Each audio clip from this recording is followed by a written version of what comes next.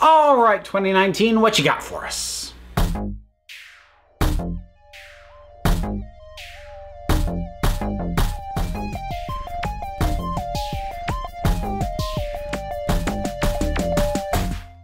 So, start of the new year, and there's a couple things I like to do, at least since last year. I think last year was the first time I did them. In any case, well, no, I think this list I've been doing a few years more than that. The one that'll come out a little bit later, that's a more recent thing. But in any case, I want to talk about the movies coming out in 2019 that I am personally most excited for. Now, I want to be clear about this list. Firstly, these are not the only movies that I think will be any good. They're the ones that I am personally the most excited to see. And also, I try and limit this list to stuff that I'm genuinely excited about as opposed to merely hopeful for. Because honestly, I'm hopeful for most movies that I think I'm going to see. I want them to be good, but that doesn't mean that I'm necessarily pumped at this point. So let's take a look at what we got. Oh, I'm also doing the list a little bit differently. Normally, I've done it like a 10 to 1, getting to my most excited. I'm not going to do that this time because I had a really hard time trying to order these out. So instead, I'm just going to go through them chronologically in the order that they are coming out this year. So we'll start at the first one coming out this year that I'm excited about, and that is Glass. What a weird world we live in that I'm now actively excited for an M. Night Shyamalan movie. Boy, it's a crazy time to be alive, isn't it? I really liked Split. Split was quite good and quite enjoyable, and James McAvoy nailed it. And realizing its connections to Unbreakable, which is also a very good film, and having this title Glass, and like knowing that it's going to have a big focus on the Samuel Jackson character. Oh man, I'm really excited for this, and I'm hoping, I am crossing my fingers that they didn't give Shyamalan too much money. Because I feel like in a lot of ways, he does his best work when somewhat restricted, when he can't just do anything. Because the times that he played with the most money and had the most, resources to expend, that's usually when he did the worst product. So I'm hoping, oh boy, if this pulls together though, it's gonna be something amazing. And that first trailer, yeah, I'm hopeful, and I think it's gonna be really good. Okay, so next one coming out after that is going to be the Lego Movie 2, the second part. And yeah, the Lego franchise has been really, really good. I mean, the Lego Movie was great. In my personal opinion, Lego Batman was even better. And Lego Ninjago was the most disposable, but it was still really solid. So when the worst thing that you've put out was pretty good, like that gives me reason to be hopeful, especially if you're going back to one of the ones that was really good. I'm excited to see a lot of these characters again. I'm excited for Unikitty and for Emmett and for Lucy and to see all these characters again. I love this animation style. I love the pace and the speed of it while still holding on to a really firm central theme and through line so that it's not just the jokes don't bury the theming. These things have been really well constructed, and I'm looking forward to the next one. Okay, so the one I'm going to talk about after that is a little bit weird and probably it's one of two films that has kind of the most tenuous place on this list. In that I can kind of see the ways that it might go wrong, but I kind of can't help but be excited anyway, and that is Aleta, Battle Angel. Now, I've got a couple things going for me here. One is that while he is very hit or miss, when Robert Rodriguez is good, he's really good.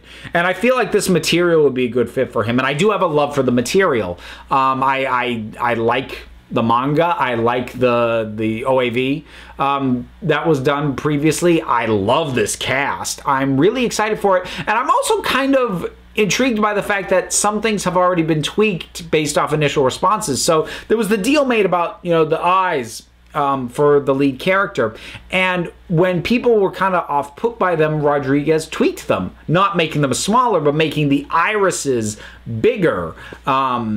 so that it took up more of the eyeball and wasn't so much white space. But I like that he didn't just dig his heels in and go, well, this is what I've decided to do, I'm going to do it. He put something out, it's like, oh, they didn't react the way I wanted. Let me tweak it. And now people seem to be taking better to it. And I appreciate, like, I can respect somebody who holds their ground on an artistic stance, but I really appreciate somebody whose primary goal is to be as entertaining as possible. And if it's not getting the response he wants from the audience, he'll tweak it.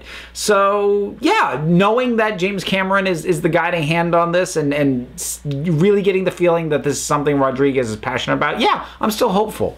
All right, after that, we have a film I've been waiting a long time for and am going to be really sad to see at the same time. And that is How to Train Your Dragon, The Hidden World. Now, I didn't love the trailer, not because what was in it didn't look good, but because it looks like DreamWorks has done the exact same thing they did with How to Train Your Dragon 2, which was to give away the major plot twist from Act 2.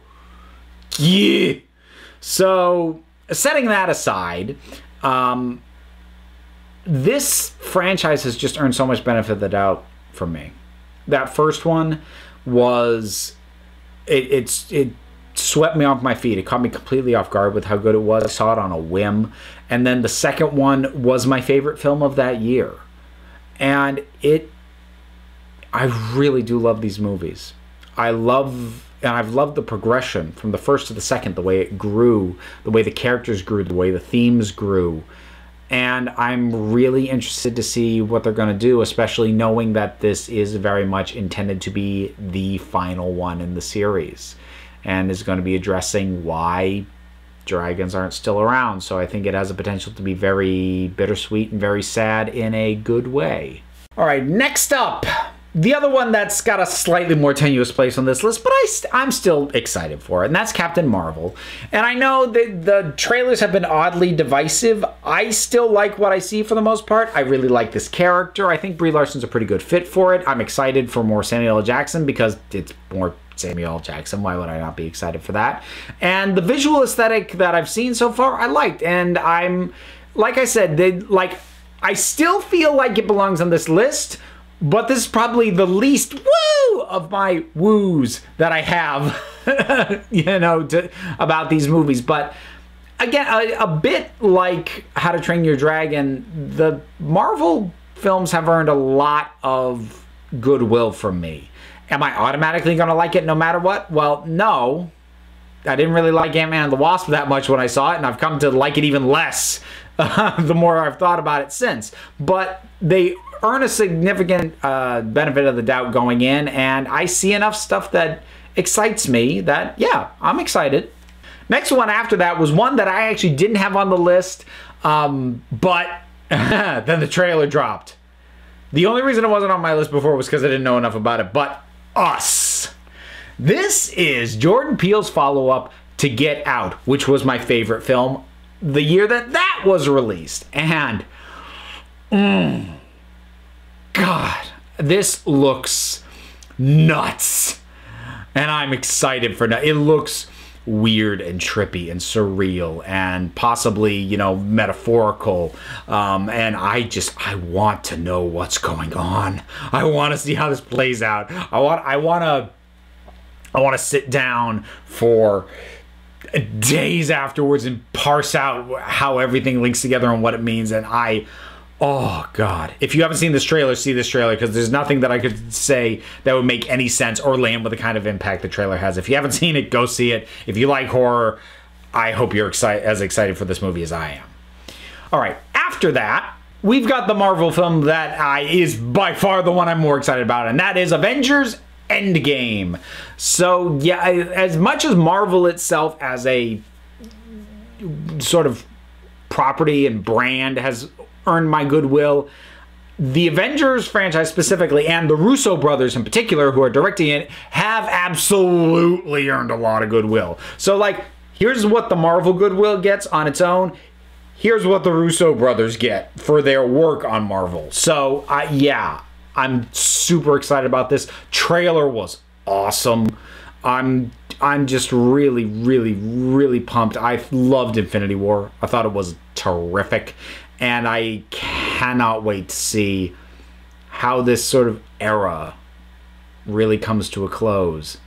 And a bit like How to Train Your Dragon 3, it's going to be a little bit sad, but oh, it's going to hurt so good and I want it. Following that, we've got another one that made it on thanks to a trailer. It was one that I was hopeful and intrigued about up to this, then the trailer dropped and I'm like, yeah, Men in Black International. So I said it when I did my review of the trailer. This is the sequel to Men in Black I have literally always wanted. I always hated how Men in Black 2 did not pick up the baton from the very obvious setup at the end of the first Men in Black, which is that Jay has a new partner. Why are we crowbarring the plot into this weird, bizarre thing that doesn't work just to get Tommy Lee Jones back? Like, enough about that. But this is what I always felt it should have been. You continue to focus on the agency, but you start focusing on other elements, other agents in other locations other than just New York. And this is doing exactly what I always wanted this franchise to do. And it's got great actors besides. It's got Liam Neeson and Emma Thompson and Tessa Thompson and Chris Hemsworth. Yeah, I want it.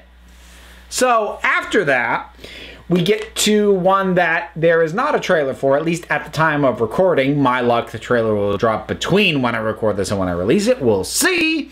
Spider-Man Far From Home. And since there isn't a trailer, this one is based solely off of how much I love Spider-Man Homecoming, because I like Spider-Man Homecoming a lot. I loved Tom Holland as Peter Parker. I love the way that his youthfulness was handled, which is odd for me because I've kind of been clamoring for an older Peter rather than going back to the teenage Peter every single dang reboot. But he's super endearing and I really enjoy him, and I like the themes that are used, especially within the context of the greater MCU. It had a terrific villain. And while Mysterio is far from my favorite, Jake Gyllenhaal's a good actor. So, yeah. Show me what you got, Spidey. And finally, the last one on here is, like, this one's gonna be completely random, and it's literally just because I really liked the book when I was young. And that's Call of the Wild, which is a book about a dog that, you know, they in a snowy setting, and there's, you know, some grumbly humans, and he has to climb himself to the pack. And I always really liked the book, and the movie's gonna have Harrison Ford. It's just, yeah, there are some things that I just liked as a kid that I just like seeing. I feel the same way about Treasure Island, and I have a really soft spot for any film version of Treasure Island for a similar reason. I think it just kind of taps in to that sense of adventure that I really enjoyed from these kinds of books when I was a kid. So yeah, for that reason alone, I'm excited for a movie that has no trailer and is coming out in December. But yeah, there you go. Random addition at the end. But those are my 10 films that I am the most excited for going into 2019. What about you? What are you really excited about? Keep this one positive. There'll be a separate video about the ones we don't think will be any good. So save those comments for that one. But whatever your thoughts are, whatever ones you're looking forward to, drop something down in the comments. Let's talk about it. A whole bunch of stuff you can do because there's buttons and links, and there's a link to my Patreon if you feel like supporting me and this type of content. It would be greatly appreciated. There's also other links to check out if you want to do that. Don't want to do that? That's okay too, because at the end of the day, you are the council. I just run the meetings. And until next time, this council is adjourned.